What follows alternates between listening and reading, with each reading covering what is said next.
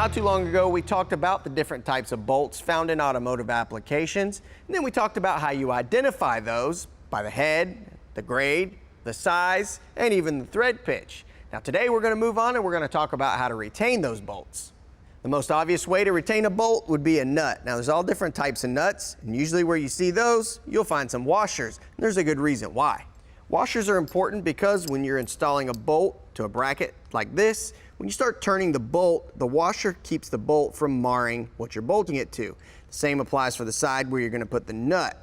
You're going to put a lock washer on here, which is a very common way to keep a nut tight. Because it's spring-loaded, and the tighter you make this nut, the more pressure it's going to put on the nut, and it's going to lock it to the threads. Now there is an alternative way to do this. You can use a lock nut or a nylon locking nut like this one here.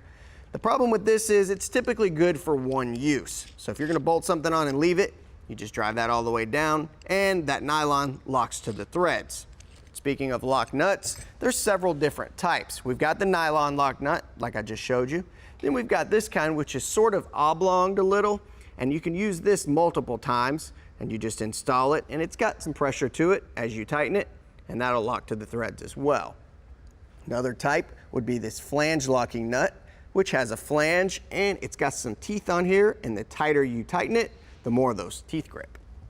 Now earlier I mentioned spring-loaded lock washer like this one, but another type of lock washer would be this star washer here. You can see it's got these angled teeth on it, and that bites into the metal that you're screwing the bolt into.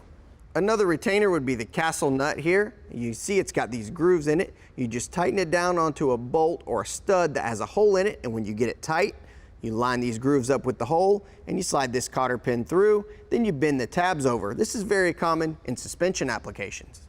These clips here actually have a nut built into them. This is very common when you're doing body panel installation. This will clip to the panel that you're going to be screwing to. Then you put your fender over here or whatever the panel is, and then you put a bolt through it, and it tightens this thing up.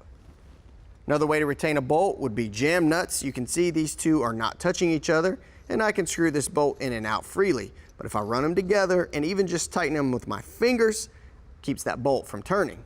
Now all of those methods are mechanical, but there is a chemical way to retain the bolts, and that would be with thread locker. Usually the blue or medium strength is good for most jobs, but if you're bolting in something like suspension components or flywheel bolts, you want to upgrade to the red high strength.